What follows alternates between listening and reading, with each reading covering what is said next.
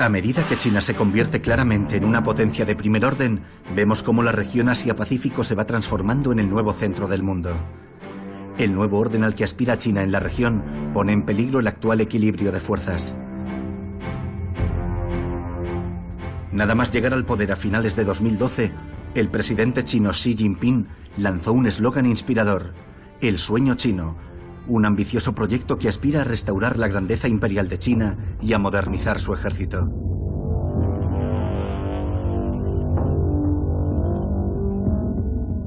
Nosotros, los chinos, luchamos por hacer realidad el sueño chino, la brillante renovación de la nación. El sueño chino consiste en reforzar el poder, la prosperidad de la nación y el bienestar de los ciudadanos chinos.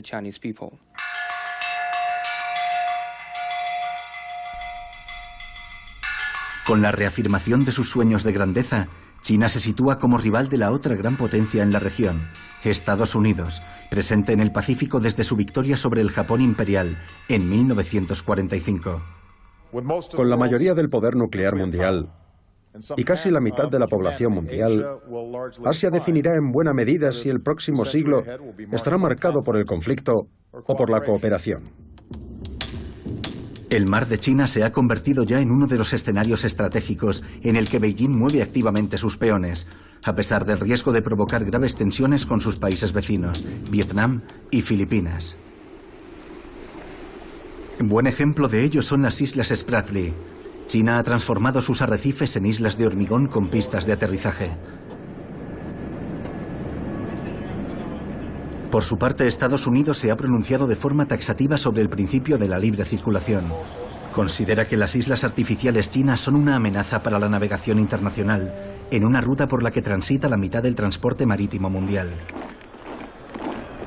La estrategia de pivotar hacia el este definida por Obama pretende contrarrestar la influencia creciente de China. Una vez fuera de esa guerra, he indicado a mi equipo de seguridad nacional que haga de nuestra presencia y misión en la región Asia-Pacífico una prioridad de alto nivel.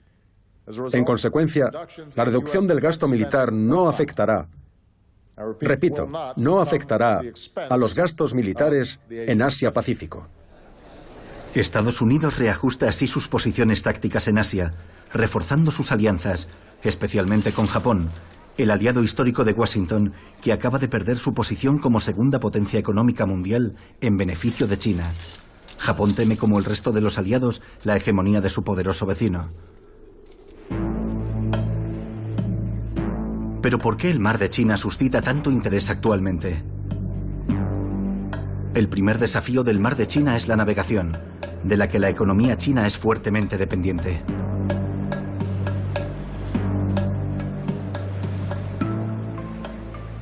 Por ahí pasan las grandes rutas comerciales. Para China es indispensable. Es su conexión con Europa, con Estados Unidos. Y para Japón igual. Es un desafío comercial. La mayoría de los bienes producidos en el sudeste asiático y en China salen de las costas del continente y atraviesan estos mares. Pero también todas las materias primas necesarias para su fabricación llegan por mar. Esos mares son esenciales para la economía mundial.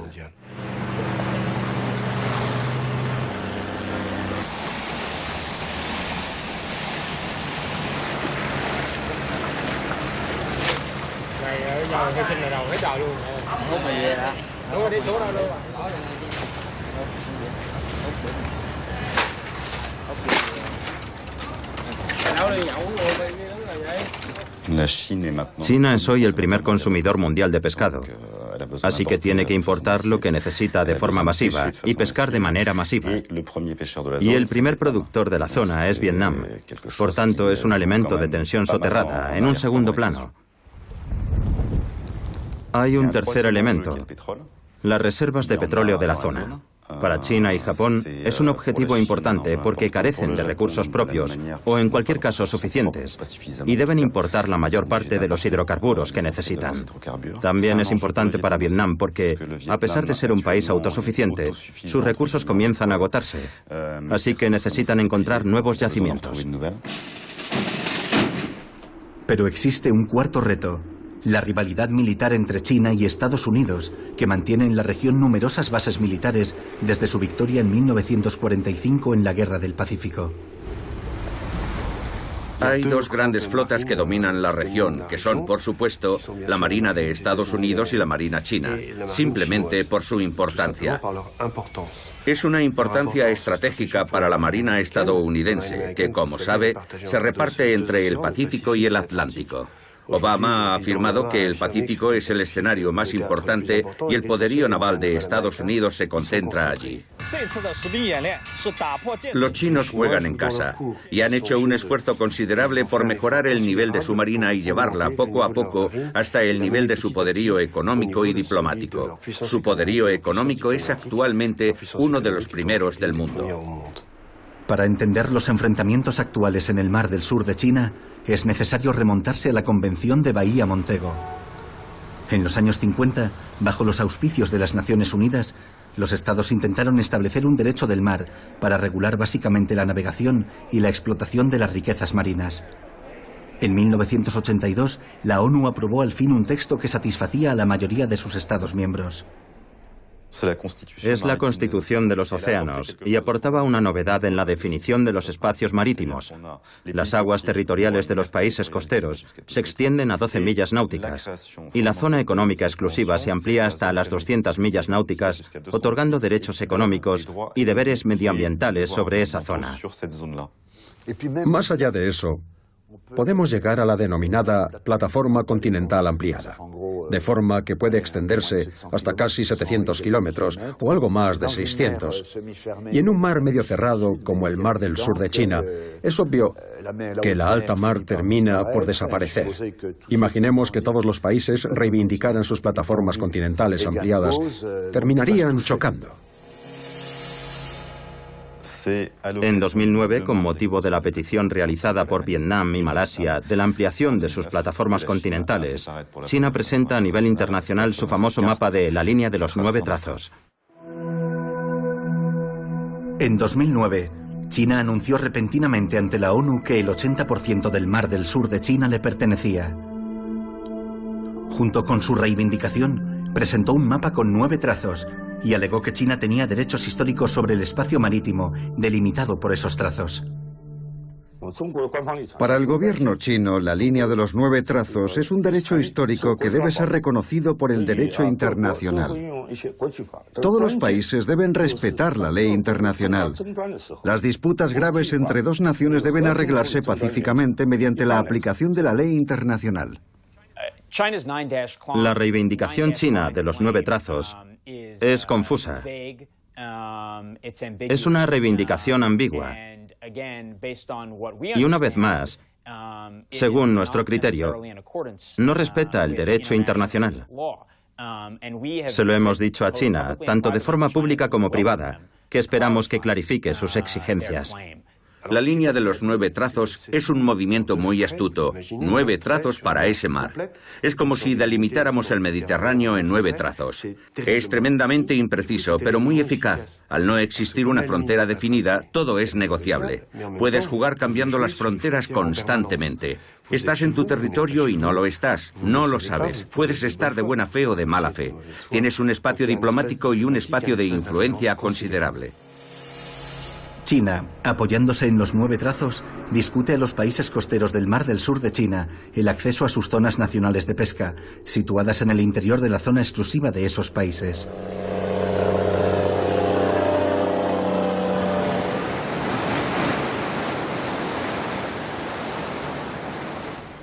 Además, el año pasado, los chinos publicaron un polígono en cuyo interior solo estaba autorizada la pesca con la condición de pedir autorización previa a China. Y los límites de ese polígono prácticamente corresponden a las reivindicaciones maximalistas chinas sobre el Mar del Sur de China.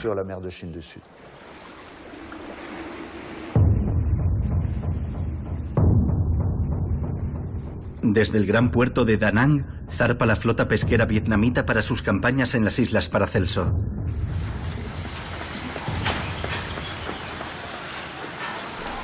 Los pescadores vietnamitas son víctimas de la represión de las autoridades chinas.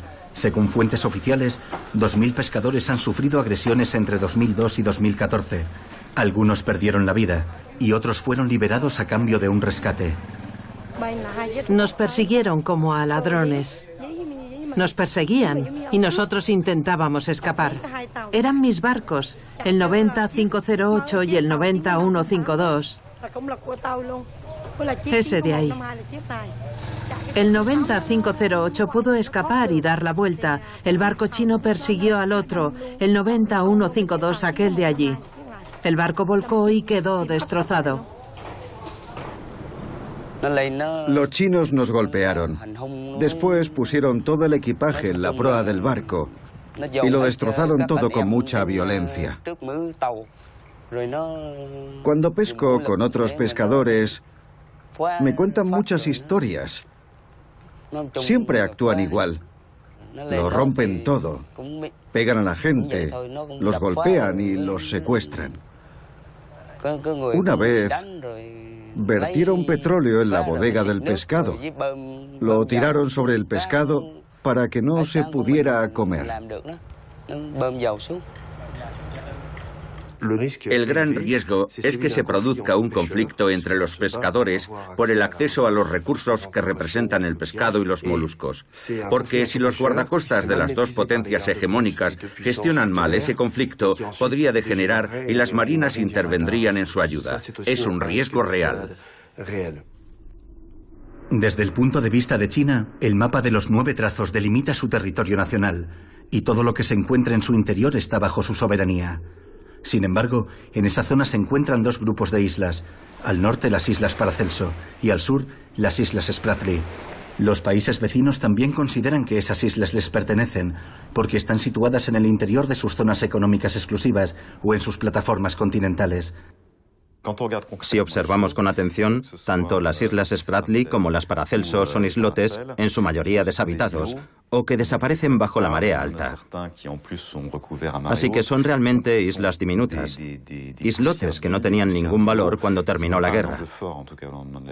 Empezaron a adquirir importancia cuando esas islas podían procurar derechos al nivel de la zona económica exclusiva. De repente, con una pequeña isla, puedes tener un espacio marítimo de 200 millas náuticas y todos los recursos pertenecen al Estado que es dueño de ese islote o isla. Tomemos como ejemplo las Islas Paracelso, situadas a la misma distancia de las costas chinas y vietnamitas. China se apoderó de las Islas Paracelso en 1974, pero Vietnam sigue reivindicando hoy en día el archipiélago. Para defender su soberanía ha reunido pruebas históricas. Estudiando los mapas antiguos de China, vemos claramente que el extremo meridional del territorio chino no superaba la isla de Hainan, en el mar de la China meridional. La línea de los 9 trazos no delimitaba las fronteras de China como actualmente reivindica China.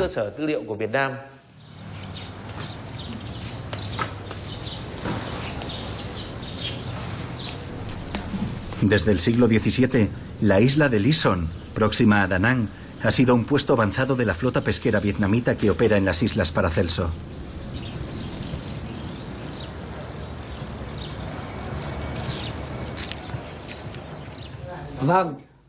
Este es un permiso de la dinastía Tuduk, concedido por un gobernador provincial al señor Cao Cao, nuestro tatarabuelo. Es un permiso muy antiguo y posee un gran valor histórico. El señor Cao Cao conservaba su permiso para pescar en las Islas Paracelso y en las Islas Spratly. Hay piezas históricas que demuestran la conexión entre las Islas Paracelso y Vietnam. Hay tabletas ancestrales, tumbas, permisos y escrituras firmadas por diferentes personas. Además, todos los años nuestro pueblo, sobre todo las familias más antiguas, organiza festivales tradicionales, especialmente en febrero para la ceremonia del Cao, que recuerda a los soldados destinados en las Islas Paracelso. China otorga a las Islas Paracelso, que son simplemente un grupo de islas, el estatus de Estado archipiélago y, por lo tanto, define sus límites como suele hacerse con los estados archipiélago. Normalmente, solo las islas en las que es posible una vida humana autónoma deberían tener aguas territoriales, una zona económica exclusiva, etc. Pero desde el momento en el que China define en torno a las islas Paracelso límites que son propios de un estado archipiélago, se atribuye a sí misma la posibilidad de una zona económica exclusiva absolutamente enorme. Desde el punto de vista histórico, China está presente en el Mar del Sur de China desde hace entre 1000 y 2000 años. Es un hecho histórico. Desde la noche de los tiempos, los pescadores chinos han pescado en el Mar de la China. Y durante sus actividades como pescadores, descubrieron muchas islas y arrecifes. Y desde el punto de vista del actual derecho internacional del mar, la propiedad de esas islas pertenece al pueblo que las descubrió. China basa sus actuales reivindicaciones en la historia. En la época del espectacular auge de la civilización china, bajo la dinastía Han y posteriormente de la dinastía Ming, sus marinos habrían explorado y explotado el mar del sur de China.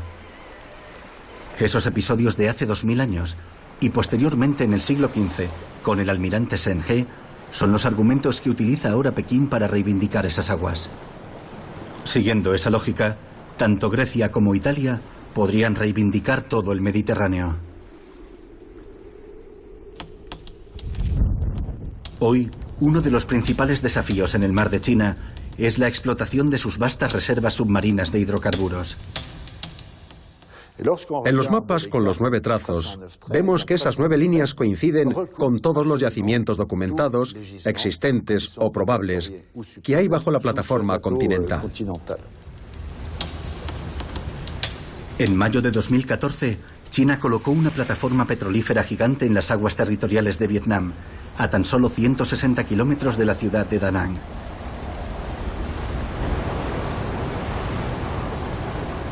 ...60 barcos guardacostas chinos impiden el paso de los barcos vietnamitas a esa zona en la que antaño solían pescar.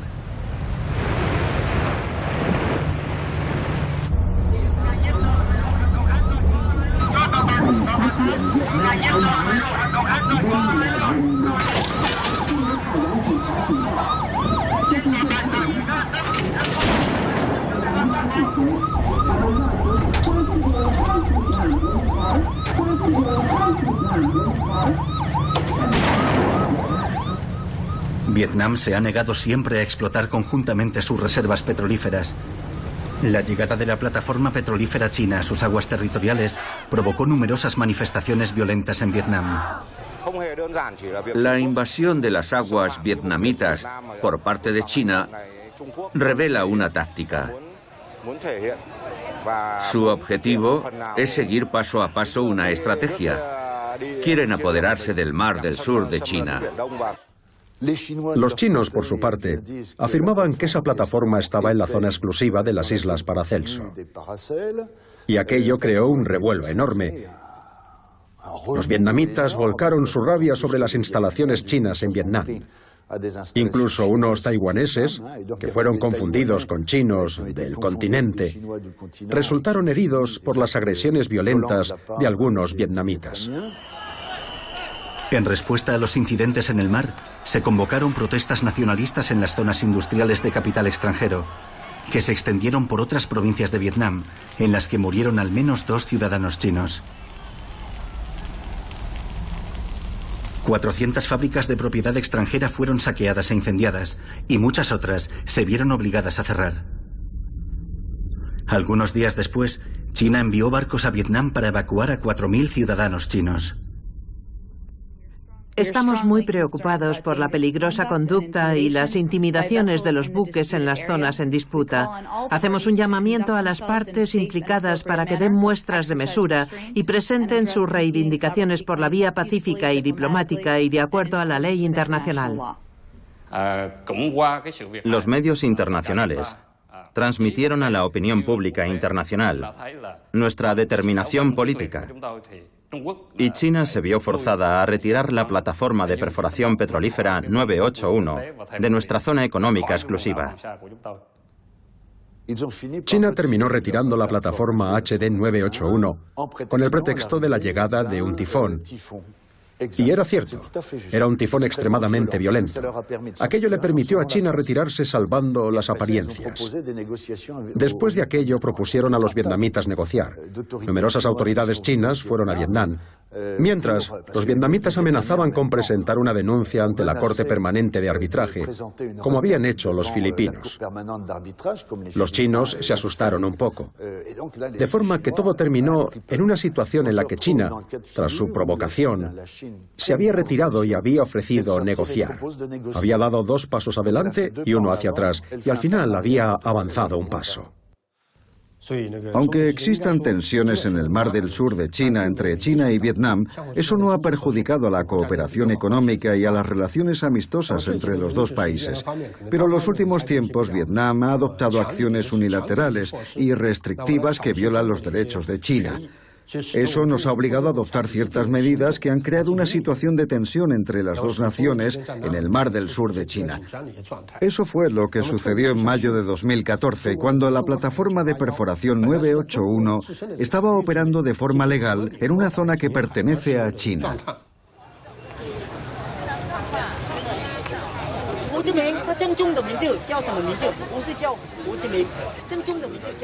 El gobierno vietnamita autorizó en un principio las manifestaciones de protesta contra China, aunque poco después las prohibió abruptamente para salvaguardar las relaciones económicas vitales que unen a los dos países.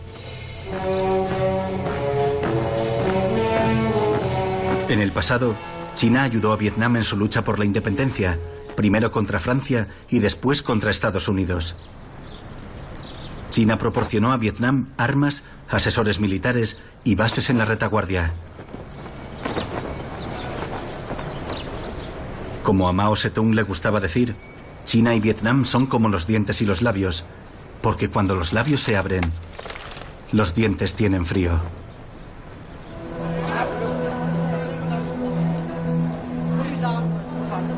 El intercambio económico entre Vietnam y China se ha triplicado en los últimos años.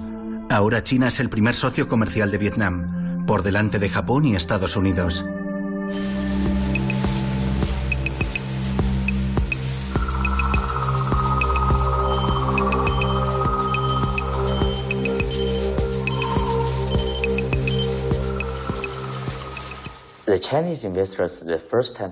Los primeros inversores chinos llegaron a Vietnam en el año 2005 o 2006. Desde entonces no han dejado de llegar más y más inversores. Pero a finales de 2005, debido al alza de los costes de producción o debido al entorno, muchos tuvieron que irse. Yo sigo pensando que hoy en día Vietnam sigue siendo uno de los mejores países para la inversión extranjera.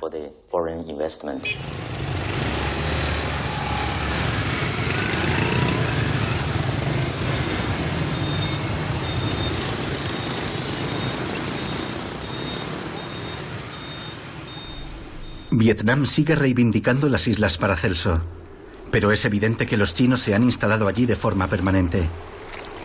China ha construido en la isla Budi, una de las Islas Paracelso, la capital del distrito de Shanxia, que considera una parte del territorio nacional de China. La sede del gobierno recuerda a una extraña mezcla de la Casa Blanca y el Congreso de Estados Unidos. Y los urbanistas han imaginado el aspecto de la isla Budi en el futuro. Más al sur, China ha intervenido en los atolones e islotes de las Islas Spratly para transformarlos en una isla. Filipinas y la inteligencia militar británica han mostrado fotos de esas construcciones a la prensa internacional. Estados Unidos vigila la evolución de esos trabajos. En el Senado, el subsecretario de Estado, Daniel Russell, ha pedido a China que detenga todos los trabajos de construcción. Mostró imágenes de las construcciones en las islas destinadas a controlar las aguas internacionales. Exigimos el libre derecho de paso en la región. Nosotros ejercemos habitualmente ese derecho, tanto en el Mar del Sur de China como en todo el mundo. Y seguiremos ejerciendo ese derecho tanto en el mar como en el aire. Las imágenes de Google Earth documentan los trabajos de China en 4 atolones. Tanto el secretario de Defensa como el de Exteriores declararon que Estados Unidos seguirá manteniendo su superioridad militar mediante el despliegue en la región de portaaviones y navíos de combate. Los chinos, y no solo ellos, se han lanzado a una carrera desenfrenada para transformar esos islotes en islas. Y para hacerlo, construyen sobre pilotes. Usan hormigón para hacer construcciones más duraderas y las habitan durante todo el año. Y todo eso para conseguir el estatus legal de islas y obtener su zona económica exclusiva que lo acompaña. Además de China, otros países como Malasia, Vietnam, Filipinas, Brunei y Taiwán reivindican su soberanía sobre algunas islas e islotes de las Islas Spratly que ya han ocupado. El ejemplo del arrecife Mischief, situado frente a las costas de Filipinas, es un buen ejemplo. En los años 90, China construyó estructuras sobre pilotes, asegurando que eran refugios para pescadores. Filipinas protestó porque el atolón se encuentra en su zona económica exclusiva, pero fue en vano. Poco tiempo después, China transformó los supuestos refugios en instalaciones militares. Y es evidente, viendo la disposición, que empezaron con esta construcción octogonal y después siguieron adelante. Y ahora hay estructuras de hormigón, un cuartel general, un espigón. Al final, podemos hablar de una técnica de invasión progresiva. Ante la estrategia china de hechos consumados, Filipinas denunció el caso ante el Tribunal Permanente de Arbitraje de La Haya. Nosotros hemos solicitado al Tribunal de Arbitraje que nos diga cuál es exactamente nuestro derecho marítimo. ¿La línea de 9 trazos está de acuerdo con la ley internacional? Esa es nuestra pregunta. Nosotros intentamos resolverlo con ellos mediante el diálogo bilateral, pero China siempre ha sostenido que su soberanía sobre esa zona es indiscutible. Y es una cuestión interesante, porque de hecho para que haya un arbitraje es necesario que sean dos, de forma que no han planteado la pregunta ¿a quién pertenece esta isla o islote? Ellos simplemente han planteado la pregunta de si es una isla o un islote. Si fuera una isla, como reivindica China, tendría derecho a una zona económica exclusiva y todo se complicaría. Si fuera un islote, como sostiene Filipinas, no habría zona exclusiva y estaría absolutamente integrada en la zona de exclusión económica de Filipinas. La Corte de Arbitraje no ha contestado aún, pero será jurídicamente muy interesante cuando se pronuncie. Filipinas presentó una denuncia ante el Tribunal Permanente de Arbitraje, pero hay un problema. Según la Convención de la ONU sobre la Ley del Mar, el tribunal no tiene autoridad sobre las disputas relacionadas con los océanos. No tiene jurisdicción sobre las disputas relacionadas con el continente y los territorios. Por lo tanto, el Tribunal Internacional del Derecho del Mar no es competente para decidir a quién pertenece ni de quién es la soberanía sobre esos territorios. Nosotros notificamos mediante carta al Tribunal Internacional del Derecho del Mar que no reconocemos su autoridad. Eso implica que esos países estén dispuestos a aceptar perder una parte, porque una causa como esta nunca se gana al 100%. Y eso supone que exista un acuerdo para empezar y la voluntad de resolver esa disputa por la vía jurídica. Y en la zona actualmente no estamos en esa situación. Puede que el derecho llegue más tarde. Quizá dentro de 50 o 60 años se calmen las relaciones en la zona y políticamente se alcancen relaciones más estables. Pero de momento, esa no es la situación.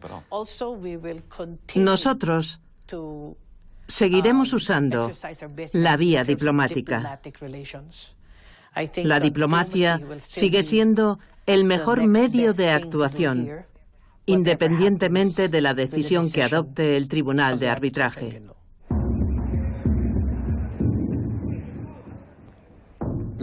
El problema que se plantea es saber si el Tribunal Permanente de Arbitraje se declarará competente o incompetente para resolver la totalidad del expediente o solo sobre una parte. Si se declara competente sobre una parte del conflicto, debería poder emitir un fallo sobre la legalidad o ilegalidad de la línea de 9 trazos. Yo diría que si llegara a esa conclusión, el mundo entero estaría salvado. Estaría salvado porque, a partir del momento en el que la línea de 9 trazos fuera declarada ilegal, no habría ninguna razón para que China no lo aceptara.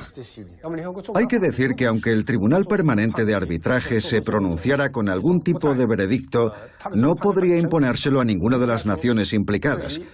Esa es la razón por la que China no piensa participar en el arbitraje que Filipinas ha solicitado a este Tribunal de Naciones Unidas.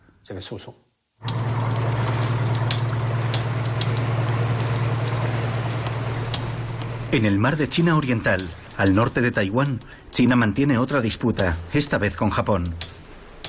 La disputa sobre el archipiélago de las islas Senkaku-Diaoyu, un grupo de 8 islotes deshabitados, sin agua potable, aislada e inhóspita. Japón administra estas islas desde hace más de un siglo. Preocupado ante la expansión de China, Japón nacionalizó de forma repentina en 2012 3 de esas islas. Pero China también reivindica la soberanía sobre este archipiélago. Y el cambio de estatus por parte de Tokio provocó una dura reacción en Beijing. El plan japonés para apoderarse de esas islas es totalmente ilegal e inválido. La realidad no puede cambiarse. Las islas Diaoyu son chinas desde hace mucho tiempo. No podemos cambiar la realidad. Japón pretende robarnos esas islas. Exigimos que Japón abandone esa acción nefasta.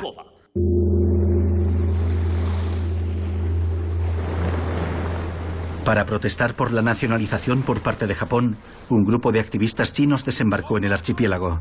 La policía japonesa les estaba esperando.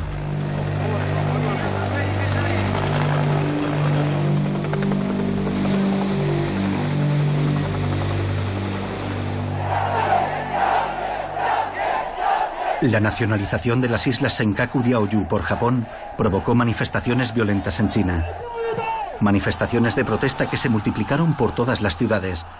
Todo lo relacionado con Japón, tiendas, coches, fábricas, era atacado.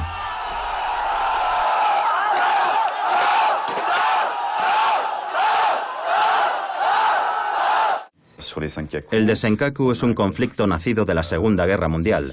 Cuando Japón se apoderó de esas islas, China las reivindica. También están presentes las secuelas del 45, que aún no se han solucionado, ya sea por el recuerdo de los conflictos y también por su simbolismo entre Japón y Corea. Las dos Coreas desde ese punto de vista. Entre Japón y China, los conflictos siguen estando subyacentes. Digamos que no ha habido nada parecido a una Unión Europea. También existen nacionalismos muy fuertes, algo que en Europa hemos olvidado hace no mucho. Así que antes de empezar una negociación, los dirigentes deben tener en cuenta sus opiniones públicas, lo cual complica las cosas. En 2012, Shinzo Abe accede por segunda vez al cargo de primer ministro. Abe pertenece a una corriente ultraconservadora partidaria de la línea dura con China. Los dos países reivindican la soberanía, y en un mundo en el que la imagen tiene mucha importancia y donde las pasiones a menudo se exacerban por los recuerdos, recordemos las atrocidades cometidas por los japoneses en China, el pasado pesa mucho.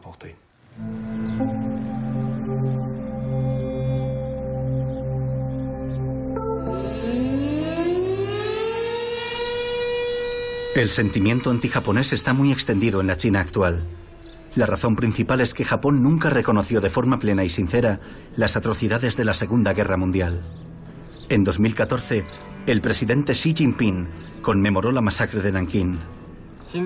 Estamos hoy aquí para rendir homenaje a la memoria nacional, a aquellos que fueron asesinados en la masacre de Nankín, y para venerar la memoria de las víctimas inocentes.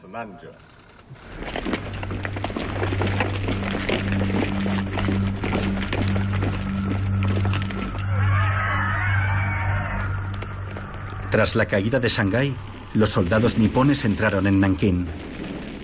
El 9 de diciembre de 1937, el general chino que defendía la ciudad huyó con su Estado Mayor, dejando a 100.000 soldados frente al poderoso ejército japonés.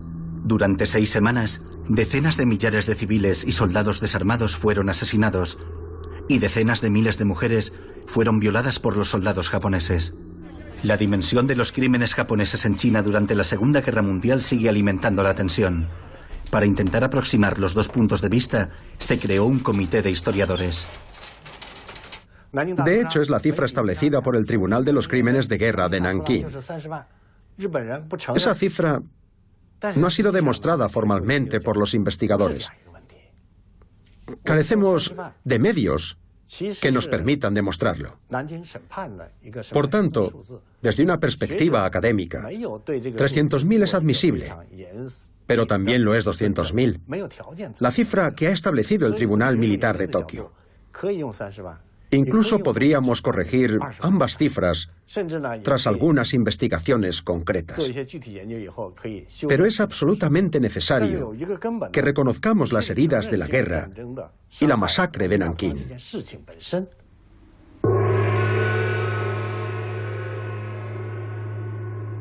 Nosotros queríamos comparar los análisis japoneses y chinos para elaborar un relato histórico único. Pero tenemos que enfrentarnos a la realidad de las enormes discrepancias entre nuestras dos versiones. Es lo que hemos llamado la historia paralela. Decidimos que cada bando debía escribir su propia historia y después buscar los puntos de encuentro entre las dos versiones. Existen grandes divergencias entre los trabajos del grupo chino y los del grupo japonés. Japón ya ha reconocido sus actos durante la guerra y ha presentado a China sus reflexiones y disculpas. Se pueden leer en la Declaración Sino-Japonesa de 1972 y en el Tratado de Paz y Amistad de 1978 entre Japón y la República Popular de China. Entonces, ¿por qué sigue habiendo problemas? En la sociedad japonesa, a pesar de que el gobierno tiene documentos que lo confirman categóricamente, hay ciertos políticos de la extrema derecha que niegan algunos aspectos de ciertos hechos. Algunos ministros y diputados de la derecha visitan regularmente el santuario de Yasukuni, donde se recuerda en una lista a los soldados que murieron por Japón. En 1978 se añadieron en secreto los nombres de 14 grandes criminales de guerra. Esas visitas son interpretadas en China como un intento de rehabilitar el pasado militarista nipón. La recuperación del pasado imperial japonés también afecta al campo de la enseñanza. Una corriente revisionista, auspiciada por el gobierno de Shinzo Abe, ha elaborado un manual escolar que presenta una versión diferente de la historia. Ese manual negacionista ha sido distribuido en el 1% de las escuelas japonesas. Lo más sorprendente, cuando lees los textos escolares de la posguerra y sobre todo los manuales escolares actuales, es que todos están escritos de forma que denigran Japón. La masacre no es verdad. No hay ningún documento que demuestre que esa masacre ocurriera. Estas fotos muestran el regreso de la paz y la alegría de la gente. Hay muchas fotos como estas, de niños hablando con los soldados japoneses, convencidos de que la masacre de Nankín nunca ocurrió. Nosotros hemos reescrito nuestros manuales escolares.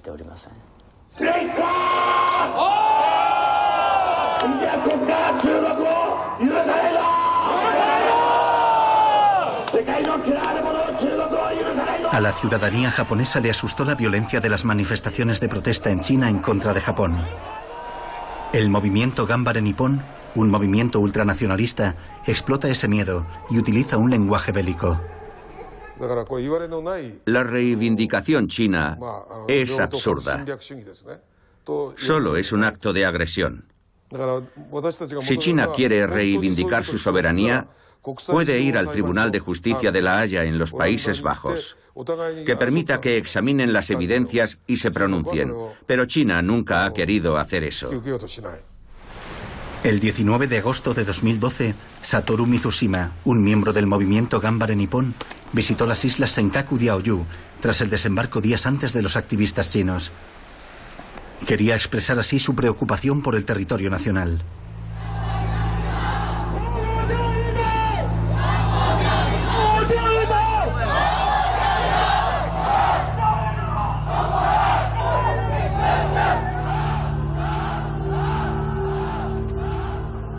La crisis de Senkaku Diaoyu ¿Podría poner en peligro las relaciones económicas entre China y Japón?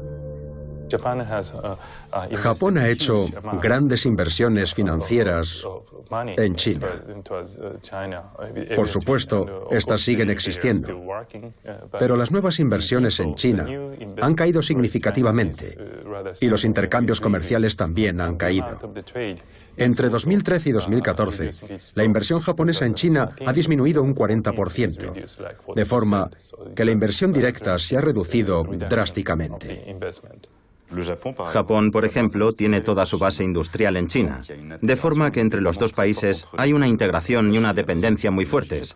China necesita la tecnología japonesa y Japón necesita la mano de obra china, pero en ningún caso eso ha servido hasta el momento para conseguir un entendimiento político.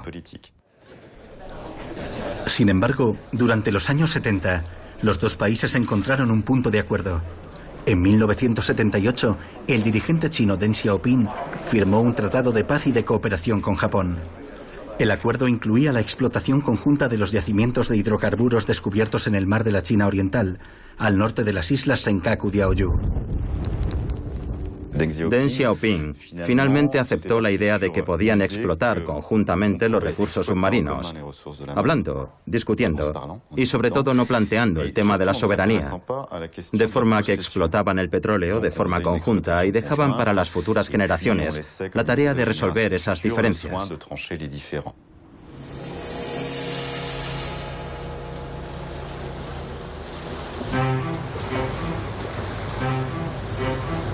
Para Pekín, cuando Japón nacionalizó las islas de Senkaku-Diaoyu, rompió el statu quo que los dos países acordaron en los años 70.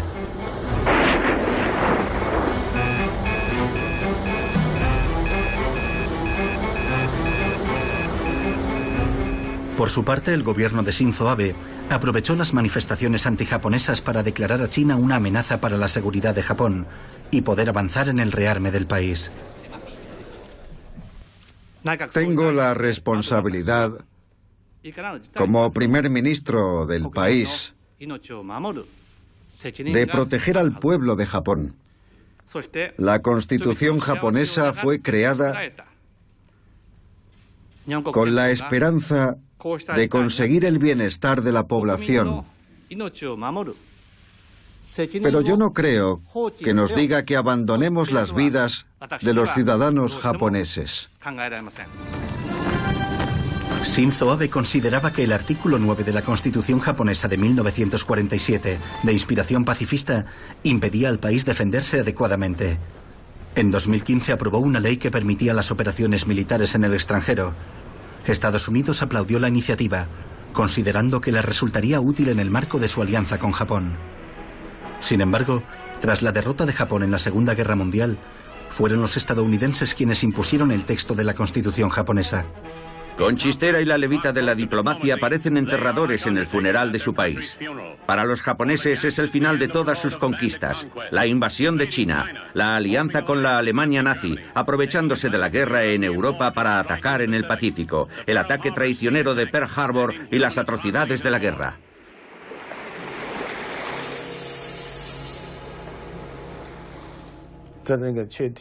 La Constitución pacifista de Japón fue redactada bajo la presión de Estados Unidos y los aliados para limitar las fuerzas armadas japonesas, porque Japón había provocado la guerra. Por otra parte, también existía cierta presión dentro del mismo Japón. Los japoneses pensaban que nunca más debía haber otra guerra, porque había sido muy cruel. Era un objetivo muy idealista, por así decirlo. Pero hoy en Japón existe la sensación de que esa es una posición peligrosa. ¿Por qué? Porque en el contexto mundial actual, Japón no puede seguir siendo la única nación pacifista. La base naval de Yokosuka, situada en la entrada de la bahía de Tokio, es el cuartel general de la séptima flota estadounidense. Estados Unidos mantiene destacados a 50.000 soldados en territorio nipón desde 1945. Entre los dos países existe una sólida alianza militar. Un barco con sistema de combate Aegis puede proteger todo lo que está en su radio, incluso de un ataque con 100 misiles. Los barcos que están detrás de esos 3 Aegis son también Aegis. ¿Ven el barco detrás de ellos? ¿Ven ese barco tan grande como un edificio? Ese no es un Aegis. No tiene radar y no se parece a los otros barcos. Es el George Washington, un portaaviones nuclear. El George Washington mide 333 metros de eslora. Para que se hagan una idea, imagínense la torre de Tokio. Sí, esa sería más o menos la medida. El portaaviones mide 75 metros de altura. Es como un edificio de 22 plantas. Puede llevar un máximo de 80 aviones, lo que lo convierte en uno de los más grandes del mundo.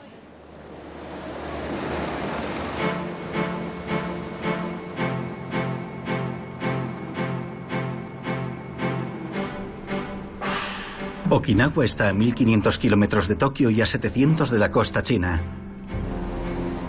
Esta isla japonesa es la pieza clave del dispositivo militar de Estados Unidos en esta parte del mundo. La mayoría de los soldados estadounidenses destacados en Japón están aquí. Las numerosas bases y campos de entrenamiento militares ocupan un 20% del territorio de la isla.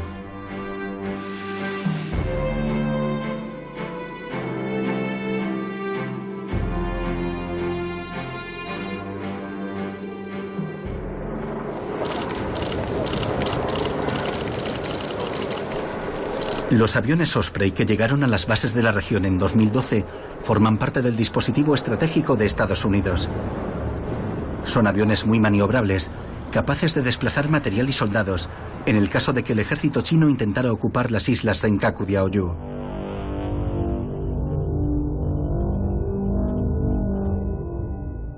Las intervenciones americanas se realizan en un marco amplio denominado reequilibrio estratégico. Su estrategia pivota sobre Asia, pero ese pivote tiene un objetivo concreto. En realidad, China es su principal objetivo. La política del pivote permite a Estados Unidos mantener su hegemonía simbólica y su posición dominante en la región de Asia-Pacífico. Estados Unidos apunta a China e incluso lleva a cabo operaciones que causan problemas y colocan a China bajo una gran presión. Estados Unidos no se posiciona sobre la soberanía de ese territorio. Estados Unidos cree que las partes implicadas deben resolver esas disputas de forma pacífica y de acuerdo con el derecho internacional, incluido el derecho del mar. Estados Unidos siempre ha dejado muy claro a sus aliados y amigos en la región que apoya la paz y estabilidad en el mar del sur de China.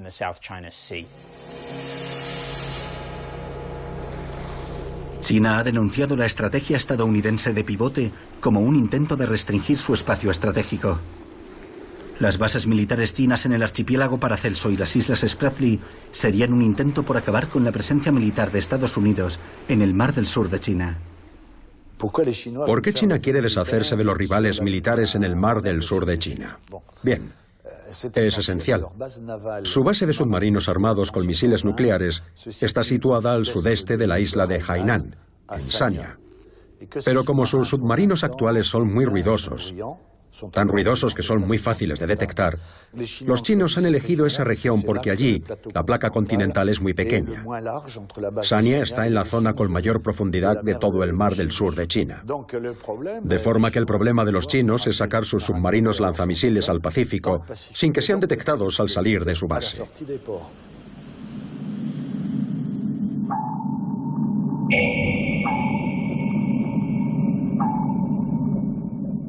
China está intentando desarrollar una fuerza de disuasión nuclear marítima con submarinos capaces de lanzar misiles nucleares. Su primer lanzamiento fue un éxito.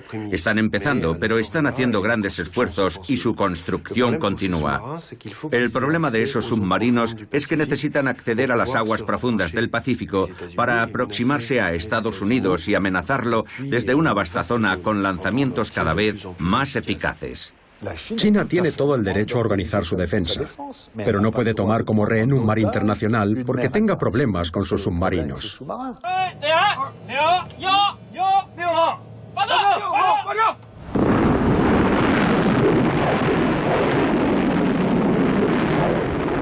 Estamos en una partida de Go, no de ajedrez.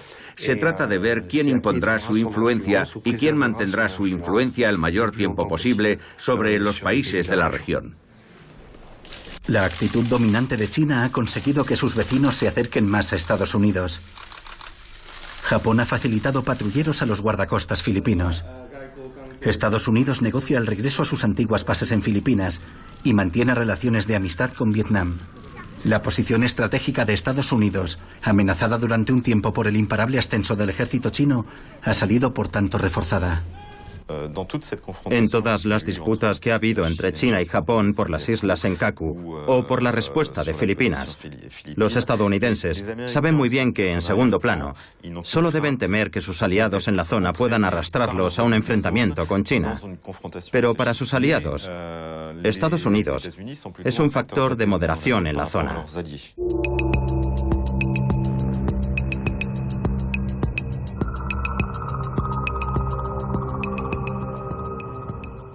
Los estadounidenses no quieren una guerra con China. Ni China quiere una guerra con ellos, porque existiría el riesgo de la destrucción mutua asegurada. De forma que hemos vuelto a un contexto de Guerra Fría. Resulta evidente que Estados Unidos no desea de ningún modo perder su supremacía mundial, y que China tampoco desea perder la posibilidad de alcanzar la supremacía mundial. Hoy, a pesar del enorme esfuerzo que ha hecho para desarrollar su ejército, a China aún le queda un largo camino para alcanzar el nivel del ejército estadounidense. Pero los estrategas chinos piensan a muy largo plazo. Su objetivo, alcanzar a Estados Unidos, lo sitúan a 30, 40 o 50 años.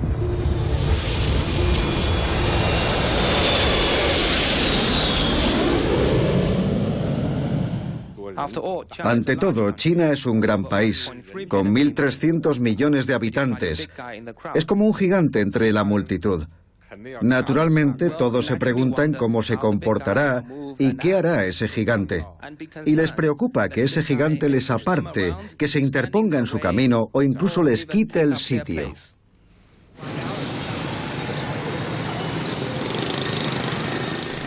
En Europa y Estados Unidos, la expansión de China se percibe a menudo como una amenaza. Sin embargo, para los países del Mar del Sur de China, a pesar de las disputas territoriales, Pekín sigue siendo un socio natural y decisivo. China probablemente dominará Asia en el futuro, y los estadounidenses jugarán un papel cada vez más limitado. En estos tiempos de grandes cambios y de incertidumbres, el futuro es una incógnita. En el vasto océano es imposible ver qué hay detrás del horizonte. Pero lo que esta región y sus habitantes nos enseñan es que el anhelo de libertad y progreso no podrá negarse. China se expande en torno a sus fronteras, gana influencia sobre sus vecinos próximos, conquista el mar. La geografía impone su ley.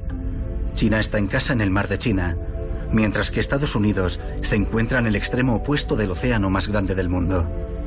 Pero no podemos predecir con certeza cuál de las dos naciones será la primera potencia en el futuro.